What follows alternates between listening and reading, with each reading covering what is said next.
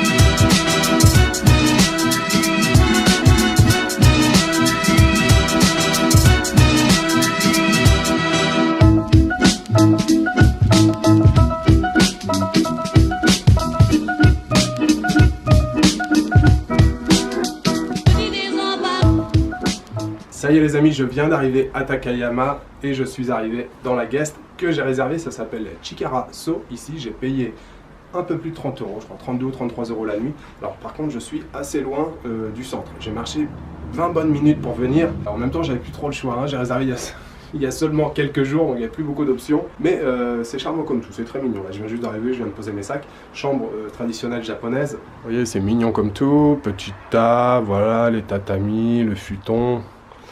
Et puis on a une petite vue là sur les jardins du voisin. On a une montagne là, bon je vais vous la montrer évidemment, mais on est un peu à la lisière de la ville. Donc voilà Takayama, je vais passer 3 jours ici, enfin 3 nuits. La petite fin d'après-midi, demain toute la journée entière, après-demain.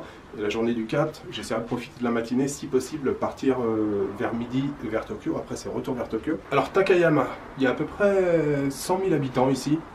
Mais c'est vraiment une petite ville tranquille. Alors, on est dans la région des Alpes japonaises. Alors il y a un truc qui est intéressant ici, c'est le quartier historique qu'on appelle Sanmachi. C'est plein de maisons traditionnelles en bois avec des marchands de saké, des petits restaurants, évidemment des boutiques de souvenirs. Il y a aussi un village traditionnel, le village traditionnel d'Ida, qui est pas très loin, là, 2-3 km. Alors c'est un village reconstitué, mais avec des maisons d'époque et tout, c'est assez sympa. Il y a aussi un musée ou deux, et puis il y a quelques vieilles maisons qui se visitent. Enfin voilà, il y a de quoi s'occuper pendant quelques jours. Et surtout, je vais profiter une dernière fois un petit peu de la vie tranquille à la campagne dans une petite ville au Japon avant le retour sur Tokyo.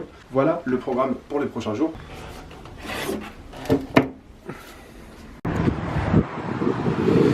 Voilà le quartier dans lequel je me trouve, petit marchand de bento à côté, ici là. Je connais cette enseigne, je suis déjà allé chez eux, alors pas ici à Takayama, mais à Oyama, le concessionnaire Nissan à côté, si je veux acheter une voiture. Et puis Valor, la pancarte que vous voyez là, Valor, là c'est une enseigne de supermarché. Je vais y aller faire un tour d'ailleurs, tiens, on va faire un petit tour au supermarché.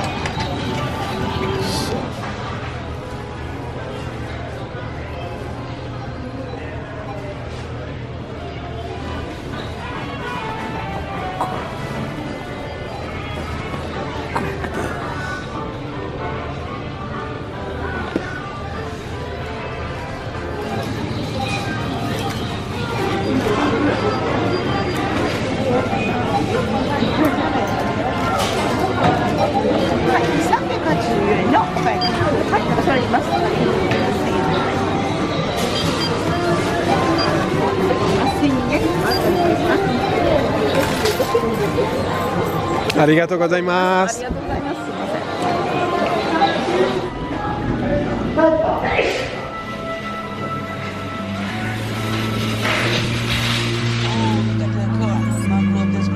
Yeah, they're the same rusty ass car 15 years from now.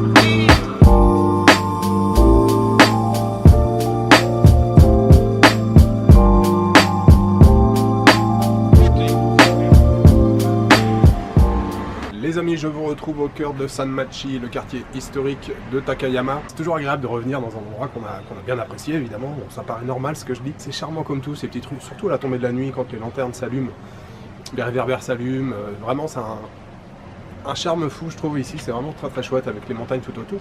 Et puis la rivière, là, Miyagawa qui traverse la ville. Je fais une petite pause au Family Mart, petite pause gourmande, canette de soju, soda à la pêche, j'adore ça. Et puis je vais aller manger après, je vais aller dans un restaurant qui s'appelle Kotaro, c'est ça, Kotaro. C'est un restaurant où je suis allé la dernière fois, je crois que j'y avais été 2 fois. C'est un petit couple qui tient ça, ils font des tonkatsu.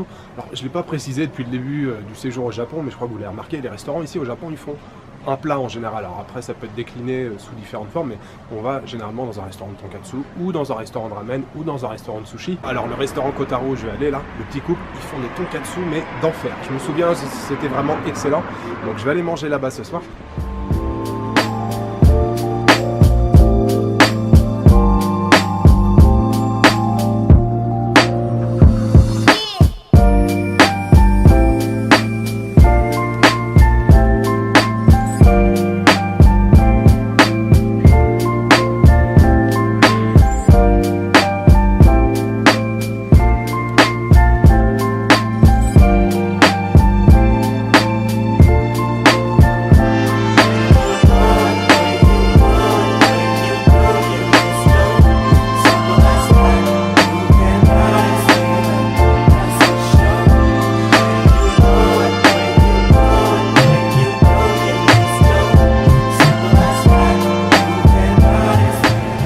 Je suis de retour dans la chambre d'hôtel, alors il n'y aura pas de Kotaro ce soir, je suis passé, c'était blindé, il y avait même des gens qui attendaient, donc c'est pas grave, j'irai demain soir, ou même demain midi, c'est sur le retour pour rentrer ici.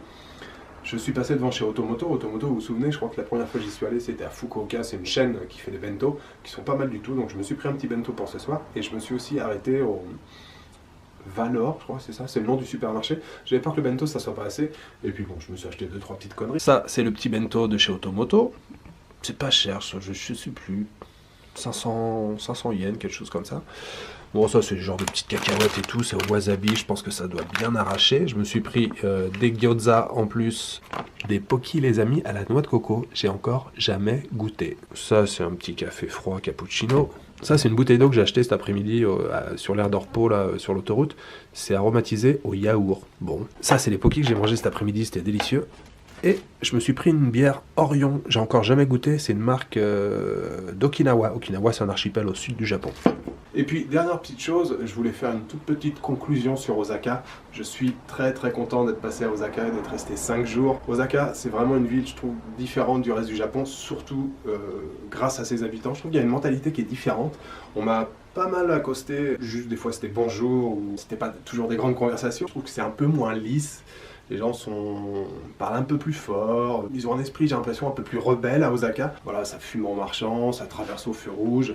Après, moi j'étais dans un quartier clairement populaire, on va dire middle class, classe moyenne, voire même légèrement inférieur. Le soir, voilà, j'ai vu pas mal de gens picoler un peu dans la rue, assis sur les trottoirs. Des choses que vous voyez jamais à Tokyo. Alors je dis pas que c'est bien de picoler assis sur le trottoir, mais voilà, c'est une autre facette du Japon, je trouve. Probablement pas comme ça dans tous les quartiers d'Osaka. Mais voilà, Osaka c'est un visage un peu différent, je trouve, en tout cas pour une grosse ville au Japon. Et ça c'était cool, donc je suis très content d'être passé, et vous l'avez vu, et encore je suis resté que 5 jours. Mais il y a plein de choses à faire à Osaka, c'est une ville où on s'ennuie pas. Voilà, il me reste juste à vous souhaiter une bonne nuit ou une bonne après-midi. Je vous donne rendez-vous demain pour une nouvelle journée au Japon à Takayama. Ciao, good night.